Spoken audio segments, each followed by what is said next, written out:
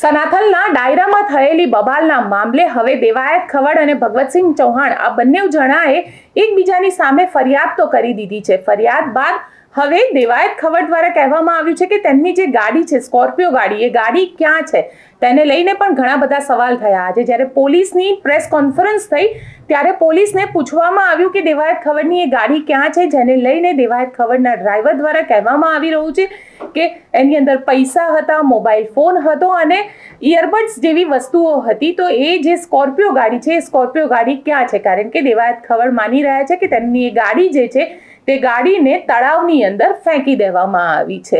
Police આખા મામલે શું કહી રહી છે તે સાંભળીએ। ચાંગોદર પોલીસ સ્ટેશનના સનાથલ ગામ વિસ્તારમાં ગત તારીખ 21/2/2025ના રોજ એક બનાવ બનેલો છે। જે બનાવની સમગ્ર હકીકત એવી છે કે સનાથલ ગામના ભગવતસિંહ ચૌહાણ તેમના પિતાની પ્રથમ વાર્ષિક પુણ્યતિથિ હતી, જે નિમિત્તે તેમણે લોક ડાયરો, જમણવાર, બ્લડ ડોનેશન કેમ્પ વગેરેનું આયોજન કરેલું હતું અને આ લોક ડાયરા માટે તેમના ઘણા જૂના અને ખાસ મિત્ર દેવાયત ખવડનો સંપર્ક કરેલો, જેથી લોક ડાયરાની સમગ્ર જવાબદારી દેવાયત ખવડનાઓએ લીધેલી હતી અને આ જવાબદારી અંતર્ગત સંગીતના તમામ સંસાધનો, સંગીત કલાકારો એ બધું જ દેવાયત ખવડ લાવવાના હતા। જેથી રાતે 8 વાગે દેવાયત ખવડ ત્યાં ભગવતસિંહજીને ત્યાં પહોંચી જાય છે અને ત્યારબાદ ત્યાં સાથે જમે છે અને પછી તેમને બીજી જગ્યાએ ડાયરાનું નક્કી કરેલું હોય, જેથી એ 9 વાગે ત્યાંથી રવાના થઈ જાય છે અને આણંદ જિલ્લાના સોજિત્રા તાલુકાના પીપળાવ ગામ ખાતે બીજા ડાયરામાં જાય છે। અહીંયા અન્ય કલાકાર ડાયરો ચાલુ રાખે છે। 1:30 વાગ્યા સુધી તે પરત નહીં આવતા અહીંયા તેમની જે સિલ્વર કલરની સ્કોર્પિયો ગાડી અને તેમાં તેમના જે ડ્રાઈવર છે હરેશભાઈ ઉર્ફે કાનાભાઈ, તે અહીંયા ડાયરા ખાતે રોકાયેલ હતા।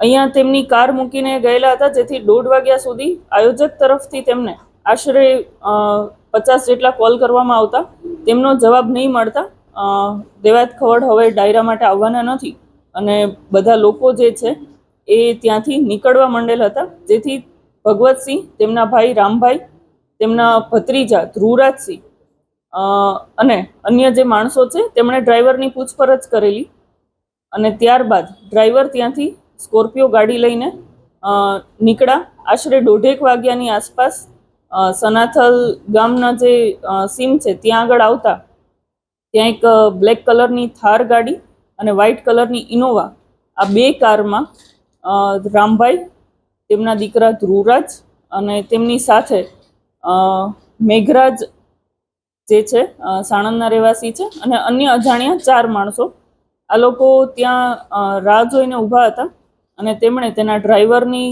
કાર રોકીને સૌપ્રથમ તો મેઘરાજ ગાડીનો જે કાચ છે એ તોડી નાખેલો હતો અને ત્યારબાદ તેને જાનથી મારી નાખવાની ધમકી આપી ગાડીની સાથે ગાડીમાં જે 5 લાખ રૂપિયા પડ્યા હતા તે, એક હાર્મોનિયમ, ચશ્મા, એરપોર્ટ્સ અને એક એપલ કંપનીનો ફોન જે છે તેની લૂંટ કરીને ત્યાંથી નીકળી ગયેલ હતા।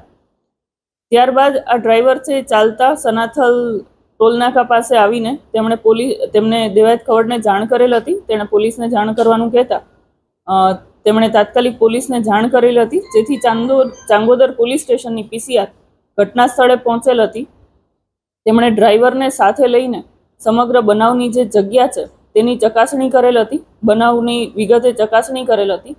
ત્યારબાદ તેમના ડ્રાઈવરે તેવું જણાવેલ કે અમે આવતીકાલે ફરિયાદ કરવા માટે આવશું, જેથી ત્યારબાદ ગઈકાલે 27 તારીખના રોજ તેમના ડ્રાઈવર દ્વારા કાનાભાઈ, હરેશભાઈ ઘેડ દ્વારા આ સમગ્ર બનાવ બાબતે ફરિયાદ આપતા પોલીસે ગુનાહિત કાવતરું, લૂંટ અને જાનથી મારી નાખવાની ધમકી BNSની આ કલમ હેઠળ ગુનો દાખલ કરી આગળની તપાસ ચાંગોદર પીઆઈ AP ચૌધરીનાઓ ચલાવી રહેલ છે।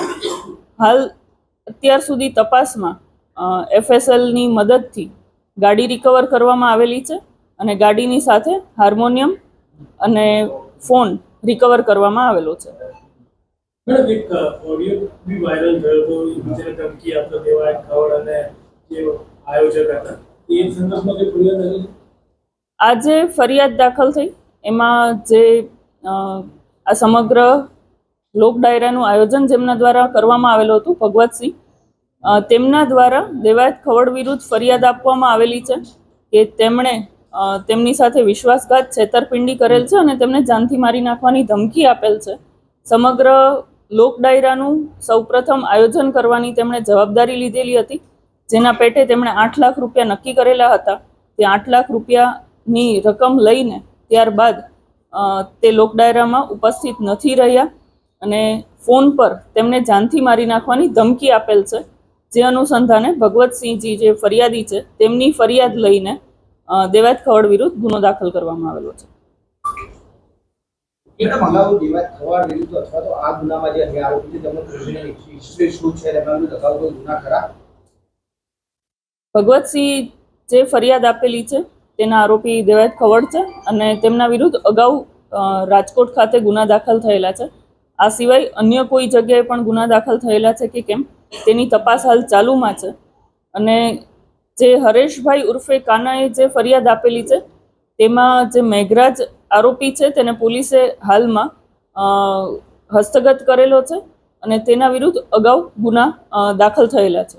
સ્પષ્ટ છે કે ભગવતસિંહ ચૌહાણ અને દેવાયત ખવડ બંને એકબીજાની વિરુદ્ધમાં સામે ફરિયાદ આપેલી છે. હવે પોલીસ ઇન્વેસ્ટિગેશન કરી રહી છે અને આખા મામલે એક આરોપી એટલે કે ભગવતસિંહ ચૌહાણ જે એમના ભત્રીજા છે મેઘરાજસિંહ ચૌહાણ, તેમની ધરપકડ પોલીસ દ્વારા કરી લેવામાં આવી છે. તેમની સાથે પૂછપરછ કરવામાં આવી રહી છે અને સાથે આખા મામલે પોલીસ હવે એ પણ ઇન્વેસ્ટિગેશન કરી રહી છે કે જે આરોપ એકબીજા ઉપર લગાવવામાં આવી રહ્યા છે, કારણ કે દેવાયત ખવડનો એ ફોન કોલ પણ છે જેમાં ભગવતસિંહ ચૌહાણને દેવાયત ખવડ જોઈ લેવાની ધમકી આપતા હોય, એટલે ક્યાંક ને ક્યાંક બંને એકબીજાની સાથે આરોપ પ્રત્યારોપ કરી રહ્યા છે. તો હવે પોલીસ આખા મામલે ઇન્વેસ્ટિગેશન કરી જે આરોપી પકડાશે તેમની સાથે પૂછપરછ કરશે. દેવાયત ખવડ સાથે પણ પૂછપરછ કરવામાં આવશે અને તેમના નિવેદનો પણ નોંધવામાં આવશે.